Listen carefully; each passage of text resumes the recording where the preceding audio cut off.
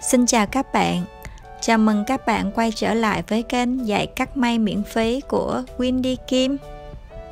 Các bạn có thể chọn vào phần video hoặc là phần danh sách phát để xem đầy đủ những mẫu video mình đã hướng dẫn nha. Và đừng quên nhấn nút đăng ký để nhận được thông báo khi có video mới nhất nha. Trong video ngày hôm nay mình sẽ hướng dẫn các bạn cách vẽ rập mẫu áo cổ đen tông cách điệu. Đây là phần phía trước là phần cổ áo đen tông. Phía sau lại là dạng cổ bâu vuông hay là dạng cổ thủy thủ. Phần này sẽ là mình hướng dẫn phần vẽ rập phần cổ áo này. Còn bạn nào muốn xem phần cắt may thì xem trong video 104B nha. Đây là mẫu 104. Là dạng mẫu cổ đen tông. Có phần cách điệu phía sau là cổ bâu vuông hoặc là cổ thủy thủ. Và có phần là tay phòng nhúng. Thì mẫu này mình sẽ áp dụng lại phần thứ nhất là phần công thức cắt may áo sơ mi nữ cơ bản. Phần này mình đã có hướng dẫn trong video 093. Và thứ hai là phần tay phòng nhúng thì mình đã hướng dẫn trong video 008 tạo rập tay áo kiểu các kiểu tay phòng nhúng. Hai phần này mình sẽ không hướng dẫn lại ha, mà video này thì mình sẽ chỉ tập trung hướng dẫn trong cái phần cổ áo này thôi. Đây mình đã có một phần rập áo sơ mi nữ cơ bản gồm thân trước và thân sau. Phần áo sơ mi cơ bản sẽ bao gồm phần bên sườn và phần bên eo. Thân sau sẽ cũng bao gồm một phần bên eo. Và phần cổ áo này nó có cái phần cài cúc trước ngực thì nhớ làm phần giao khuy. Giao khuy của áo này thì nếu mình làm dạng cúc bự như thế này thì mình sẽ làm giao khuy là khoảng 2 cm nha.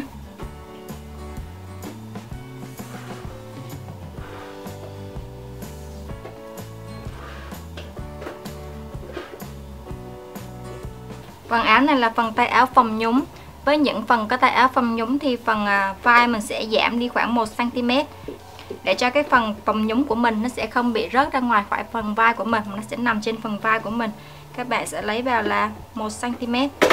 Và áo này thì form khá là rộng nên là phần ngang ngực này các bạn có thể cộng cử động nhiều hơn chút xíu. Phần ngực này các bạn sẽ lấy là bằng vòng ngực cộng với lại cử động. Cử động áo này mình sẽ lấy rộng chút xíu là cử động khoảng 6 cm ha. Cộng cử động. Sau đó chia cho 4. Phía trước thì mình sẽ cộng 0.5 và phía sau là sẽ bằng vòng ngực cộng cử động chia 4 và trừ 0.5. Tương tự với vòng eo và vòng mông, tùy theo là các bạn muốn may rộng hay may ô mà các bạn sẽ điều chỉnh cái phần này nha. Đây, phần vòng nách mình sẽ giảm đi là 1 cm và các bạn sẽ vẽ lại phần vòng nách. Khi các bạn đã giảm thân trước thì thân sau các bạn cũng phải giảm để cho nó bằng nhau. Kế tiếp là mình sẽ xác định độ sâu của phần cổ áo này. Độ sâu cổ áo này mình có thể lấy trên phần ngang nách. Nếu như bạn nào thích mặt nó sâu thì có thể là lấy ngang cái điểm ngang nách. Hoặc là không thích sâu thì mình có thể lấy lên khoảng 2 đến 3 cm cho cái phần cổ mình nó ôm hơn. Nhiều bạn đi làm thì sẽ không thích là cái phần cổ nó sâu quá. Kế tiếp là phần ngang cổ. Ngang cổ thì đây cái phần này thì các bạn có thể giữ nguyên phần cổ cơ bản, hoặc là muốn rộng hơn thì có thể là lấy ra khoảng 0.5 đến 1 cm. Mình sẽ lấy từ phần cổ cơ bản ra là 0.5. Đây phần cổ nó sẽ có một cái phần đường gọi là đường gấp bẻ của phần cổ áo ha. Khi các bạn lấy phần thân trước ra 0.5, thân sau các bạn cũng cần lấy ra 0.5. Và đánh lại phần vòng cổ cơ bản. Và với những mẫu cổ áo có phần bâu cổ như là cổ đen tông hoặc là cổ sen thì mình sẽ giảm đi bớt phần vai xuống là 0.5 cm. Giảm đi 0.5 cm mục đích là sẽ làm cho cái phần cổ áo của mình khi bẻ ra nó không bị vướng cái phần vai của mình, thì nó sẽ mở ra không được đẹp nha. Đây các bạn giảm đều thân trước và thân sau mỗi phần xuống là 0.5 cm.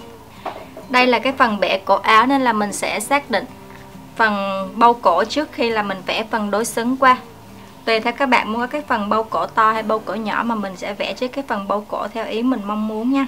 Ở đây ví dụ là từ phần ngang cổ cơ bản mình sẽ lấy xuống khoảng 2 cm.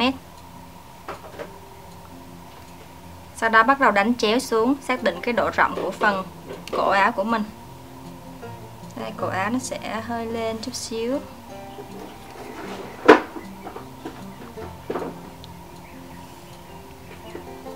Đây là phần đá cổ phía dưới, là phần phía dưới này các bạn.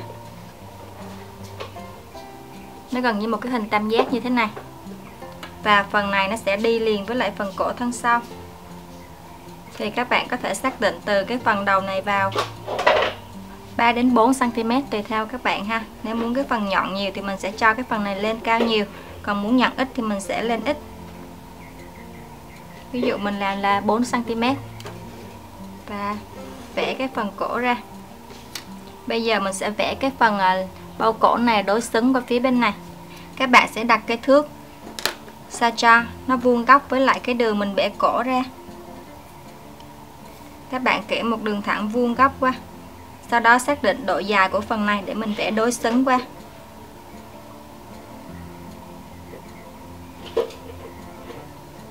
Đây, hai phần hai bên này là bằng nhau.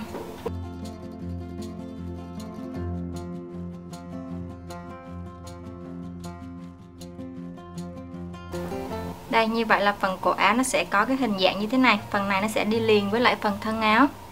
Các bạn có thể vẽ cho nó hơi tròn chút xíu ở đây, cho cái phần áo của mình đi cái dáng nó êm ha, nó không bị gãy khúc ở đây. Đây là cái phần cổ áo mẫu mình đã may rồi. Thì các bạn có thể thấy là để cho cái phần cổ sau khi mình bẻ ra nó không bị thấy cái phần đường nối này, thì mình sẽ cần cho cái phần cổ này nó đi vào trong chút xíu. Từ điểm này mình sẽ cho nó đi vào thêm là 2 cm.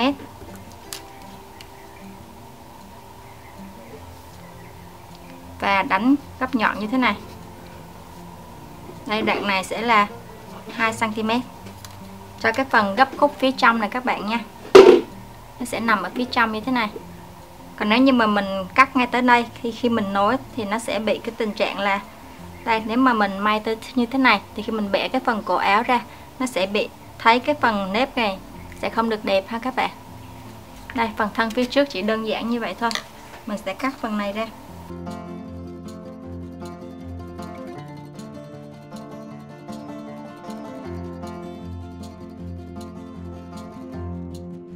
Và đừng quên gọt thân phía sau.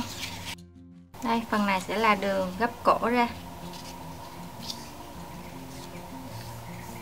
Nó sẽ bằng đúng với lại cái hình dạng lúc đầu mình mong muốn ha. Bây giờ mình sẽ vẽ phần bâu cổ phía sau là bâu cổ thủy thủ.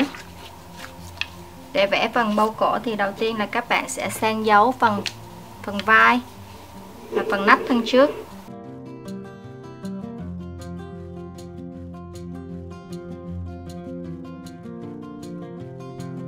Đây, các bạn đánh dấu như thế này. Và đây là phần thân sau. Dạng như bâu cổ thủy thủ thì mình luôn luôn là có cái độ chồm hai phần thân trước và thân sau. Đây, tức là mình sẽ giảm cái độ cong của cái phần cổ. Thay vì nếu như mà phần vai mình ráp khớp với nhau thì nó sẽ nằm như thế này, thì bây giờ mình sẽ xoay phần thân sau sao cho hai phần vai nó chồng lên nhau. Với cổ người lớn thì mình sẽ chồng lên là 1,5 cm. Đây, hai phần giao nhau các bạn sẽ đo một đoạn là 1,5 cm. Sau đó san dấu lại phần cổ thân sau.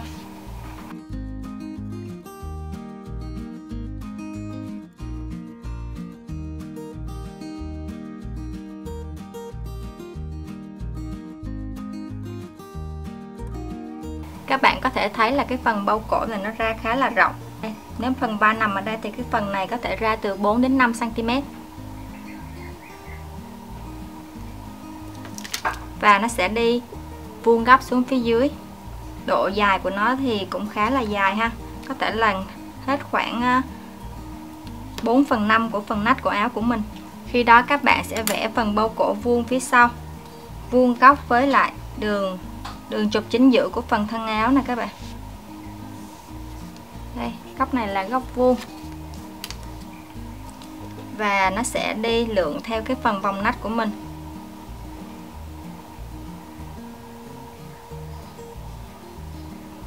và sẽ vòng ra phía thân trước. Đây là phần thân trước thì các bạn sẽ muốn nó dài tới đâu. Đây, từ phần thân áo lúc nãy mình có vẽ ra nè.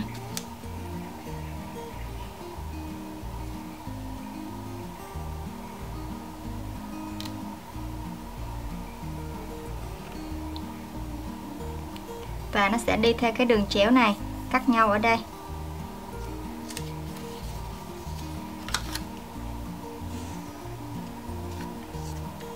Đi qua tới đây thì nó lại đi theo cái phần này.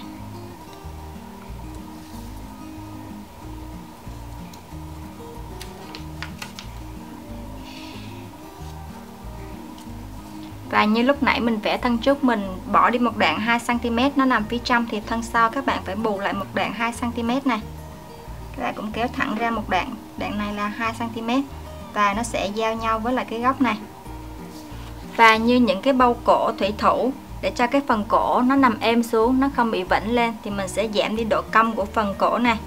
Độ cong này có thể là khoảng 1 cm ha. Đây, nếu đây là cái phần vòng cổ thân sau thì mình sẽ giảm đi là 1 cm. Này, sau đó các bạn cắt rời phần bâu cổ này ra.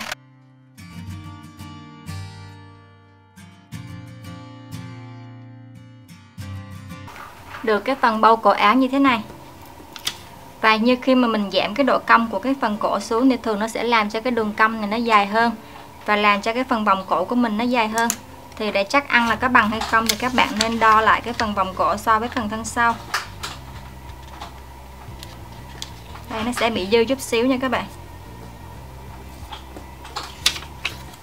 Và các bạn sẽ cần gọt bớt đi cái độ dư này, thì khi mình ráp vào phần cổ nó mới bằng nhau được. Các bạn kẻ một cái đường thẳng ở đây, gọt bớt đi cái đoạn dư này. Đây, như vậy là hai bên khi mình khớp nó đã khớp với nhau rồi. Phần cổ nó sẽ đi liền với nhau như thế này. Và như lúc nãy thì mình có ra một đoạn này là 2 cm, thì khi các bạn may thì nó sẽ, phần này nó sẽ gấp vào phía trong để bù lại cái đoạn bị thiếu này các bạn, bù lại cái lỗ này nè các bạn. Thì các bạn sẽ đánh dấu cái đoạn 2 cm này nha.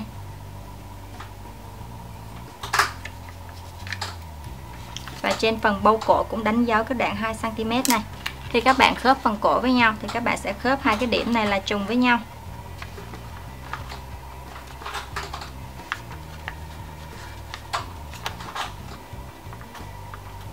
Và phần cổ này nó sẽ đi vòng vào phía phần thân sau. Tạo được cái phần bâu cổ phía trước là đen tông, phía sau là bâu cổ vuông hay là cổ thủy thủ như thế này. Và như dạng bâu cổ đen tông thì mình sẽ cần may cái phần đáp cổ hay là phần nẹp cổ phía trong, bởi vì cái phần này nó sẽ lộn ra phía ngoài như thế này. Đây là lớp phía trong, nếu như các bạn may một lớp thì nó sẽ bị thấy cái phần này và nó không xử lý không đẹp, nên là mình sẽ cần phải san dấu cái phần này để mình làm cái phần nẹp phía trong. Các bạn san dấu bằng với phần thân chính.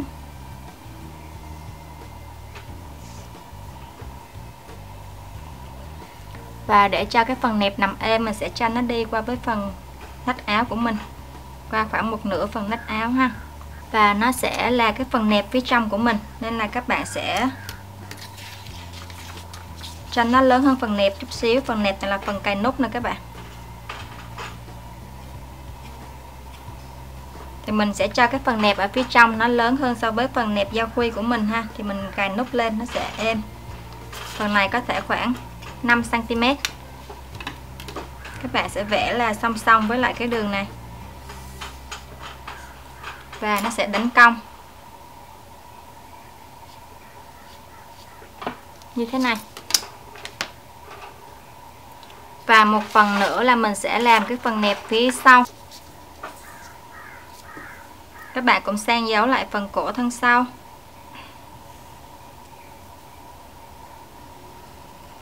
Và cái phần nẹp này nó cũng, phần đáp cổ này nó cũng sẽ đi khoảng một nửa phần nách của mình.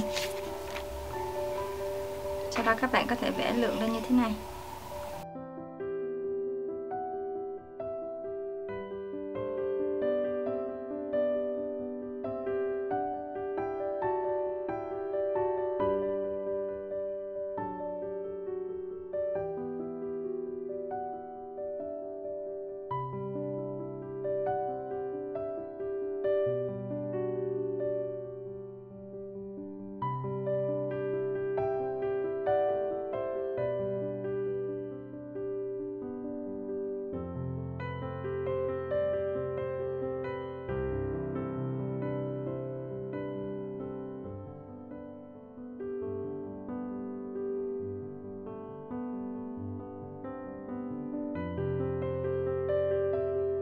Này là của phần thân sau, đường này sẽ là đường gấp đôi. Thân áo thân sau cũng là đường gấp đôi. Thân trước thì các bạn sẽ cắt là 2 mảnh, và phần này các bạn cũng cắt là 2 mảnh. Phần bâu cổ các bạn sẽ cắt phần này là đường gấp đôi, và các bạn cũng cắt là 2 phần, bao gồm một lớp chính và một lớp lót. Như vậy là mình vừa hướng dẫn xong các bạn cách vẽ rập dạng mẫu cổ áo đen tông cách điệu, với phần cổ phía sau là kết hợp với phần cổ thủy thủ. Nó sẽ bao gồm các chi tiết là thân trước, thân sau, phần đáp cổ thân trước, đáp cổ thân sau và phần bâu cổ. Để biết cách ráp may thì các bạn sẽ xem trong video 104B. Mình sẽ hướng dẫn trong phần ráp may nha. Chúc các bạn thành công. Thân chào và hẹn gặp lại các bạn ở những video khác.